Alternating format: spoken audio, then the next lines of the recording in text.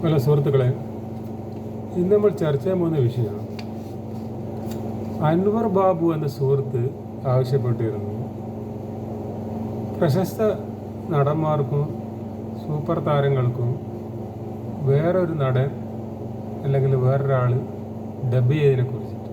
കാരണം ചില സൂപ്പർ സ്റ്റാറുകൾ മരിച്ചതിന് ശേഷം പടം റിലീസ് ചെയ്യുമല്ലോ. അപ്പോൾ ആരാണ് ഡബ് ചെയ്ത്, നിലവിലുള്ള സമയത്ത് തന്നെ ആരാണ് ഡബ് ചെയ്ത്? ചില ആൾ പൈസ കൊടുക്കൂല ഡബ്ബിങ്ങിന് മുമ്പേ പൈസ കൊടുത്തിട്ട് ചില നടന്മാർ ഡബ് ചെയ്യില്ല. അപ്പോൾ വേറെ ആളെ കൊണ്ട് ഡബ് ചെയ്യിക്കേണ്ടി വരും. അതിനെക്കുറിച്ച് ഇന്ന് പറയാം. ബിഗ്ഗസ്റ്റ് സൂപ്പർ സ്റ്റാർ പ്രേംനസീർ സാറിൻ്റെ ഒറ്റൊരു പടത്തിൽ മാത്രമേ വേറെ ആൾ ഡബ് ചെയ്തിട്ടുള്ളൂ.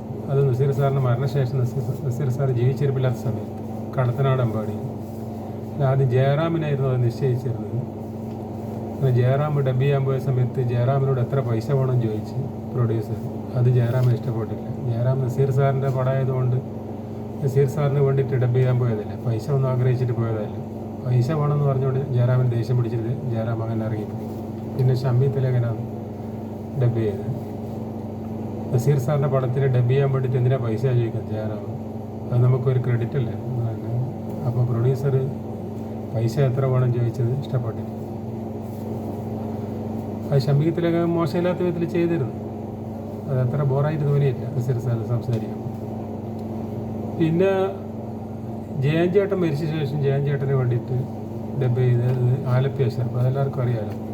എൻ്റെ വ്യക്തിപരമായ കാര്യങ്ങളിൽ അത് പിന്നെ ആലപ്പി അഷറഫിൻ്റെ ഇത് ഒരു പഴം വിഴുങ്ങിയ പോലത്തെ സൗണ്ടായിപ്പോയി.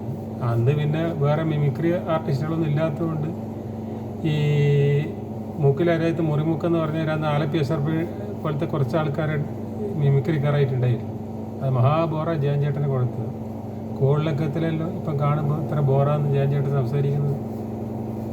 പക്ഷെ ആലപ്പി അഷറഫ് അത് വലിയ കാര്യമായിട്ട് എടുക്കുന്നത്. ഞാൻ ജയനെ പോലെ ചെയ്തെന്ന് പറഞ്ഞു. ജയൻ്റെ ആയിട്ട് യാതൊരു സാമ്യതയില്ല.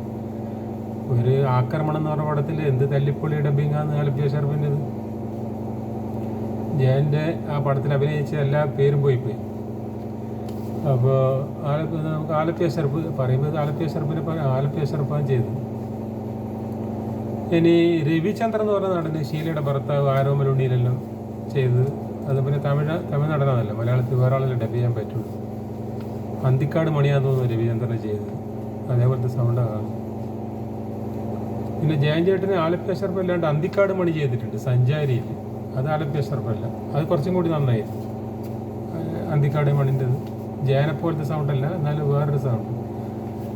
അന്തിക്കാട് മണീനെ മമ്മൂട്ടിക്കും പിന്നെ ശബ്ദം കൊടുത്തിട്ടുണ്ട് സ്ഫോടനത്തിൽ.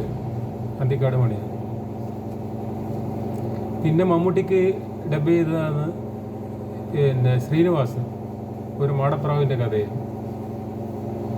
പിന്നെ മേളയിലും ശ്രീനിവാസനാണെന്ന് സംശയമുണ്ട്. പിന്നെ സുധീറിന് ആദ്യത്തെ പടത്തിന് നിഴലാട്ടത്തിൽ ഡബ് ചെയ്തതാണ്. സുധീറിൻ്റെ ശബ്ദം തന്നെ മതിയായിരുന്നു. രാഘവൻ ചേട്ടനാണ് ഡബ് ചെയ്തത്. അതുകൊണ്ട് സുധീറിൻ്റെ നല്ല അഭിനയവും രാഘവൻ ചേട്ടൻ്റെ സൗണ്ടും ആകുമ്പോൾ അതൊരു അത്ര ഇണങ്ങുന്നുണ്ടായി. രാഘവൻ ചേട്ടൻ തന്നെ രാഘവൻ ചേട്ടൻ്റെ ഫോൾട്ട് എന്ന് പറഞ്ഞാൽ ശബ്ദമാണ്, ഡയലോഗ്. അതുകൊണ്ടാണ് രാഘവൻ ചേട്ടൻ സൂപ്പർ നായകനാകേണ്ടുന്നത്. നല്ലൊരു സൗണ്ടിൻ്റെ ഉടമയാണെങ്കിൽ രാഘവൻ ചേട്ടൻ നല്ല സൂപ്പർ നടനായിട്ടുണ്ടാവും. ഇപ്പോൾ രാഘവൻ ചേട്ടൻ തന്നെ രാഘവൻ ചേട്ടൻ്റെ സൗണ്ട് പിടിക്കുന്നില്ല. അത് വേറെ ആൾക്കും കൂടി ഡബ് ചെയ്യുമ്പോൾ സുധീറിന് തീരെ ചേരുന്നില്ല. പിന്നെ സുധീർ രാഘവൻ ചേട്ടനെ കൊണ്ട് ഡബ് ചെയ്യിപ്പിച്ചിട്ട് പിന്നീട് നല്ല സുധീറിൻ്റെ ശബ്ദം തന്നെ.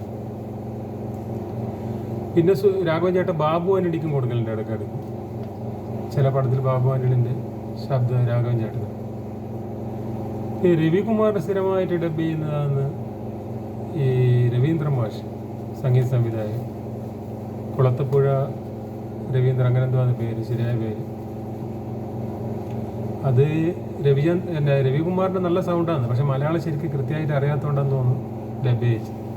അതും അത്ര പോരാ. രവികുമാർ സ്വന്തം ശബ്ദമില്ലാത്തതുകൊണ്ടാണ് സൂപ്പർ സ്റ്റാർ ആവാതിരുന്നത്. ശങ്കറിന് സ്ഥിരമായിട്ട് കൊടുക്കുന്നത് ചന്ദ്രമോഹൻ, അതുപോലെ റഹ്മാന് കൃഷ്ണേന്ദ്രൻ. ഈ ശങ്കറും റഹ്മാനും കാരണം കുറേ പേർക്ക് തൊഴിൽ കിട്ടിയതാണ്. ചന്ദ്രമോഹനും കൂടാതെ വേറെ ആരെങ്കിലും ചെയ്യലുണ്ട് ഡബ്. അതുപോലത്തെ കൃഷ്ണേന്ദ്രൻ കൂടാതെ റഹ്മാന് വേറെ ആരെങ്കിലും ഡബ് ചെയ്യലുണ്ട്. കുറേ ആൾക്ക് തൊഴിൽ കിട്ടി ഇവർ രണ്ടാളക്കും. സുരേഷ് ഗോപിക്കും ആദ്യകാലത്ത് ഈ ചന്ദ്രമോഹനെ പോലത്തെ ആളെന്നെ കൊടുക്കില്ല, ശങ്കറിന് കൊടുക്കുന്ന ആളെന്നെ തോന്നും. സുരേഷ് ഗോപി ആദ്യമായിട്ട് സ്വന്തം ശബ്ദത്തിൽ ഡബ് ചെയ്ത് ഞാൻ കണ്ടത് ഇവിടെ എല്ലാവർക്കും സുഖം ജേസിൻ്റെ പടത്തിൽ. ദേവന് സ്ഥിരം കൊടുക്കുന്നത് അരിയാണ്, അരി. പിന്നെ ശബ്ദം കൊടുക്കുന്നത് ക്യാപ്റ്റൻ രാജുവിന് അരി തന്നെയാണ്.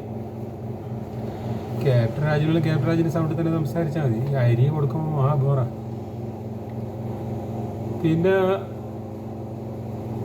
വേണു നാഗവള്ളി ശങ്കറിന് ശബ്ദം കൊടുത്തില്ല ഒരു പടത്തിൽ, ആരാൻ്റെ മുല്ല കൊച്ചുമുല്ല എന്ന് പറഞ്ഞ പടത്തിൽ, ബാലേന്ദ്രമാൻ്റെ. അതുകൊണ്ട് ശങ്കറിൻ്റെ അഭിനയമല്ല അതിലൊരു വല്ലാതായി. ശങ്കർ നന്നായിട്ട് അഭിനയിച്ചില്ല അതിൽ. പക്ഷേ എനിക്ക് ശബ്ദം വരുമ്പോൾ വേണു നാഗവള്ളിൻ്റെ നനഞ്ഞ ശബ്ദം, ശങ്കറിൻ്റെ സൗണ്ട് കൊടുത്താൽ മതി. അപ്പോൾ ഇതൊക്കെയാണ് അന്നത്തെ ഈ നടന്മാർക്ക് ഈ മറ്റുള്ള കൂട്ടർ ശബ്ദം കൊടുത്തത്. ഓക്കെ.